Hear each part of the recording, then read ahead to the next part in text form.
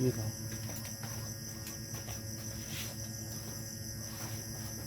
So, magandang gabi sa inyo mga chong. Kasama ko ngayon si Mamang Primo.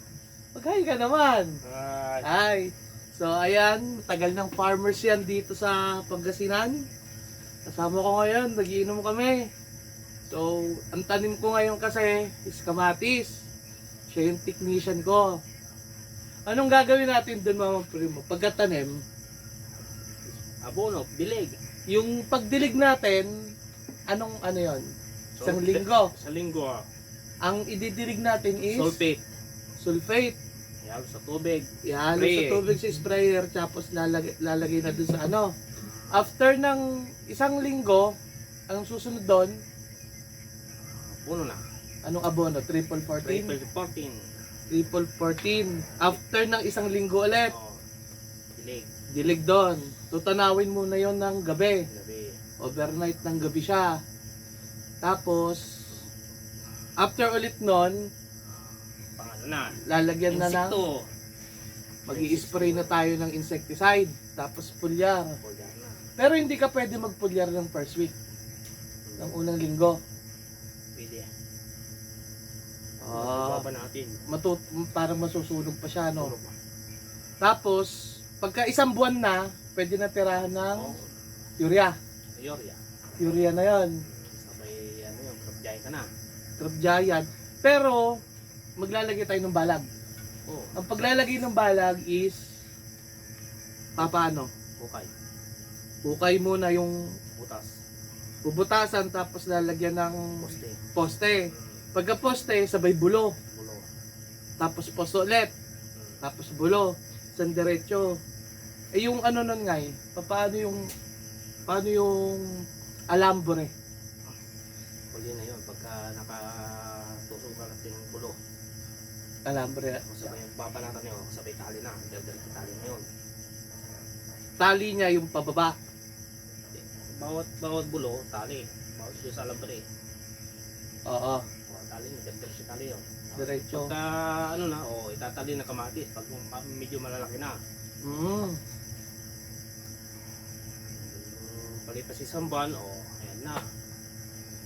Basta tuloy-tuloy pa rin yung ano natin, yung spray. Spray. Ayun yung mamalaga, di ba? Malaga, spray. Importante dyan. Ang pag-spray umaga. Madilim pa, dyan ka na, tumitira na. Alisin ko.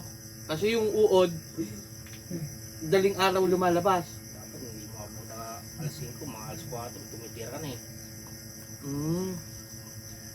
So mga ka-farmers, ganun pala kailangan pag mag-i-spray ka ng kamatis, madaling araw. Kasi pag inabot ka na ng umaga dyan, wala na, hindi, parang mai-immune na yung mga insekto natin kasi may araw na eh. Parang lalayo na sila. Parang makakapunta na sa ibang lugar.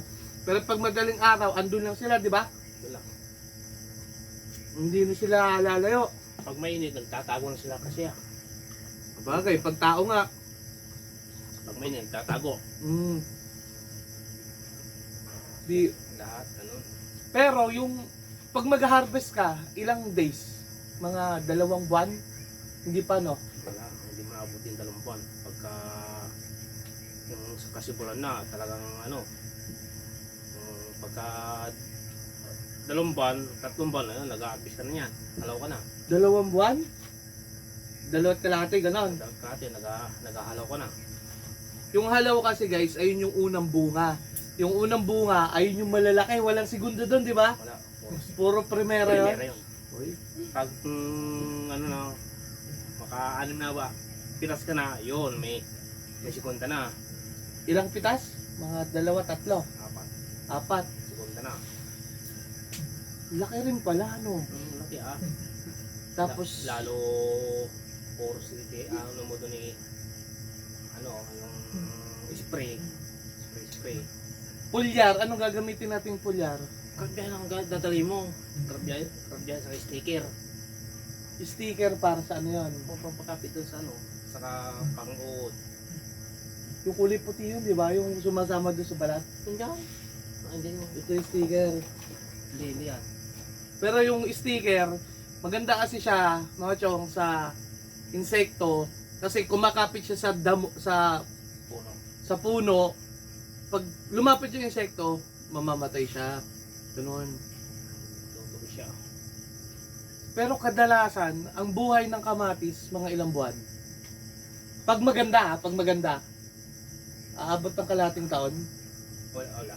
Hindi aabot ng kalating taon. Mga ano, 4 na buwan. 4 na buwan. Pero yung 4 na buwan na yun, ano yun, tuloy-tuloy yun. Meron ka pa mapipitas. Yun lang, mga 3 year na yun. Hanggang, kasi guys, meron doon, primera, segunda, tapos tercera. Yung tercera, yung pinakamaliliit na kamatis yun, di ba? Parang ito tayo ng 2x2. Parang takip ng 2x2 na yung, ayun na yun, RR, di ba? Oh. RR na siya. So, So, ayun, bulintik na nila. bulintik sa Pangasinan. So, 4 months, kalakasan na yan, no? Oo, kalakasan mo yan. Eh, ang dami kamatis nun. Tayo na, mahihirapan sila mag-harvest Ay. nun. Yung dapat ang tray mo doon, hindi lang 20, 40 crates ang kailangan mo doon. Pag yun ang pagbubunga. Kasi, ilang libo yun? Nasa 6,000 yung, nasa 6,000 kasi yung puno na itinanim ko. 6,000, ipalagay mo na yun, mga 40 crates. Kailangan mo doon. Ang 40 crates, ang isang crates kasi, pumapalo siya ng 30 kilos. Minsan 50 kilos. 50 kilos yung malalaking crates Oo. doon. Yung maliit, 35. Isipin mo, hindi, kasi malalaki yung nandun sa bahay eh. O, di, 50 ka muna. Kasi merong binigay sa amin sa galing DA, Department of Agriculture, ng mga crates. Kaya ayun yung gagamitin natin saktong-sakto sa kamatis. Pag yung presyo naman, umabot pa lang na kunwari, 20 pesos, tama pa rin. Tama yan. pa rin. Pag hindi ka lang bumaba ng 5 piso, 10 piso, Good pa yun. Good ka pa. Pag ulumpas ng 3, ay huwag mo, ipahingi mo na. Ayun kasi, minsan, yung ano rito, yung presyo, 2 piso, 3 piso, pati isipin mo, magti 300 kilos ka, tapos 3 piso lang yung presyo. Masakit ha. Masakit sa bulsa. Masakit sa bulsa, Pahingi mo na. lugi ka. Dahil na parang talagang nasasaktan ka din ha. Pag gusto mo lumaban ng kapitana, pwede na. Ipahingi mo na sa barangay mo. So ayun, pagtatakbo kang politician, pamigay mo yun. Ayun yung ipapamigay mo kamatis, di ba? Pero Panalo ka. pero kasi last year, nagtanim ako ng kamatis. Ang pinaka-peak na presyo na naabutan ko is 65. Ang sarap nun. Anong buwan? Ha? Anong buwan? January, February. Oo, abot ka. January, February, puta ko 65 yun. Sa 300 kilos animal, di. Go! Kadami nun ha. Yun. Kaya na ako. Libo. Kaya na ako. Yun, kakain na daw si Pogi. Kakain Ipahingi na. mo muna sana yung ano, Sana eh. yung So ngayon, yung ulam doon ay. kain tayo kasi Init mo. alas 8 na, mag-alas 7 na. Maya, uwi na rin ako. Busin lang namin to. Iinit mo na, lagyan mo ng mantika na. So, bukas ulit, mag-aayos kami dun sa kamatis, sa kamatisan. Ayusin namin yung lupa. Kasi medyo yung plastic niya lumilipad, kailangan May pabigatan. humus ka doon. Meron. Golden humus. Magdala ka na lang. Padilig mo na lang. Yun. Ayun kasi yung unang i-spray mo, ipapang dilig mo para yung Ugat. ugat Agad. gagapang agad. So, mabubuhay siya, hindi na siya mamamatay. Ayun kasi yung pinaka-crucial, yung unang isang linggo ng mula pagtanim, ayun yung pinaka-crucial sa kanila. Mamamatay siya pag hindi nakabuelo yung ugat, di ba? Kaya, ang gagawin mo, pag may mga namatay, either na lalagyan mo ulit ng panibago. So, panibagong gastos yun. Ito nga pala yung kamatis ko. Pagpakita ko, close up. Pakita ko sa inyo.